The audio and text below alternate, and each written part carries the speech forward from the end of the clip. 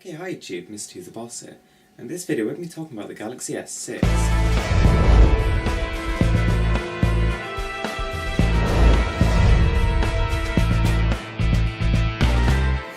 So, I'm actually doing this video because I saw the S5 and I know it sold very well, but I'm actually really not very happy with it. And in this video I'm going to talk about the things that I really want to see in the S6. And if these things do happen, then the S6 will definitely be the best phone of 2015. So the first thing I want to see is a graphene battery. Now, as you may already realise, while smartphones, they're making exponential leaps in terms of performance and innovation and all these sorts of things. But one of the few things that's really stayed where it is battery. And, there's been a lot of recent research and development into the use of graphene. Now, graphene actually promises to be able to give something like 7 to 8 times the normal battery life of what we see at the minute for something that sort of fits into maybe a fifth of the space. So I mean, if actually Samsung managed to put this into the Galaxy S6, it'll be incredible. On top of that, it should be able to charge within a fifth of the time. So, we're talking about something like an hour charge to give a battery life of a week. Now that's incredible. So the next thing I want to see in the Galaxy S6 is a flexible display.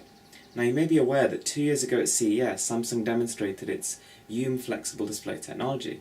And this is basically a way of making the LCD so that it actually flexes, and this is actually using some sort of plastic which actually looks like glass.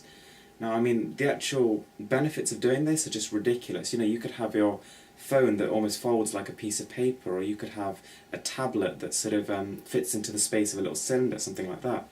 And, it's just incredible. If they can actually manage this year to bend the displays round, then I think they could just have limitless possibilities with the Galaxy S6, and it would just be a totally awesome sellout feature.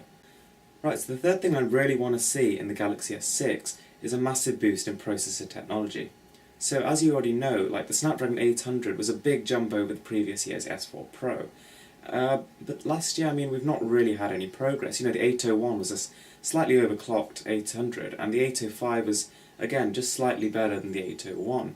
And it sort of feels like they're making new chips just for the sake of it. So what this will actually do is allow developers to port console games to phones. Now I know all the companies keep saying that each generation they say we're delivering console quality experiences, but really they're not. And that's because the actual mobile devices at the minute are just not quite powerful enough to port the console games over. So they've got to make mobile equivalents, which, they're rife with in-app purchase and they're really terrible. So I'm suggesting that if Samsung managed to double the performance of their next-gen Galaxy phone, it'll actually incentivize developers to be able to port their console games over to mobile, where they have an absolutely massive audience and they'll just be a sellout success. You can just imagine going to work and being able to sort of take your phone out and play a game of Skyrim on the way.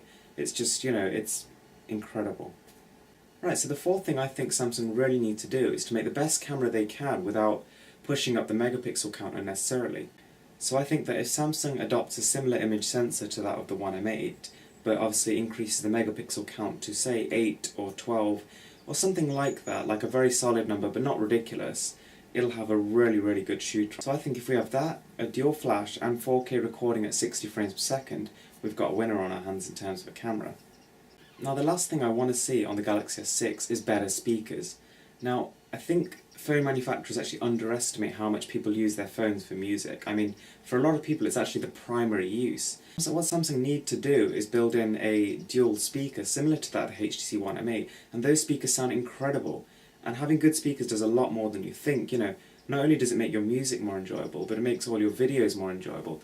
Everything you do on your phone, your games, your apps, everything just actually comes to life when you have, dual stereo speakers that sound really good and crisp like the One M8s. So I think Samsung actually has a good start. I think that, just because of the amount of buzz that's created around Samsung's devices, if they nail the next-gen Samsung Galaxy, it'll just be ridiculous. I think it will easily outsell the iPhone. So for example, the Galaxy S5 is only an incremental improvement on the S4, but at the same time it had a worldwide success. It's like Samsung's best-selling smartphone ever.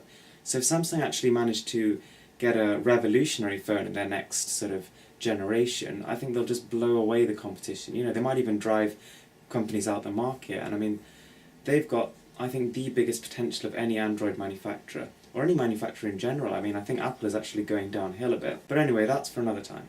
So thanks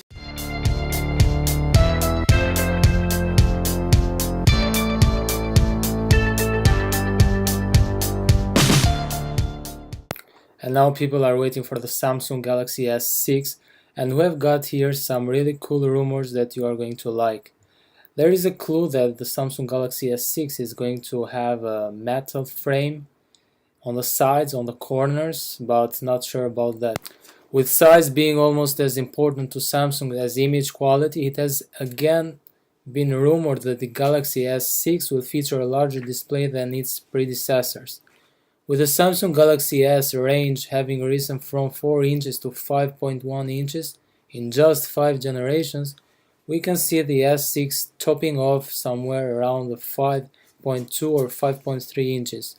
And now, depending on Google's plans, it's likely the Galaxy S6 will run either Android 4.5 or Android 5. There is one feature we would like to see, however, is forward-facing stereo speakers similar to the HTC One M8. Now let's move on with the Samsung Galaxy S6 specification. The Samsung Galaxy S6 specs sheet will feature a number of crossover features from the S5, with a wealth of new offerings thrown into the mix. Given the focus Samsung has heaped on the S5's water-resistant coating, fingerprint scanner incorporating home button, and rear-mounted heart rate sensor. Now in terms of power, with the Samsung Galaxy S5 running a 2.5 GHz quad-core Snapdragon 801 chipset following the S4's own Snapdragon 600 internals, the Samsung Galaxy S6 looks set to run either the 808 or 810 units. Now, according to the Qualcomm, the processing units will allow for everything from 4K displays to be supported to the introduction of Cat6 LTE connections and the option to run up to 55 megapixel camera sensors. Real huge. And the Snapdragon 808 will also introduce something new, which is called LPDDR3 memory, a range of battery management improvements, and a new GPU Adreno 418 that will boost graphical performance by a reported 20%.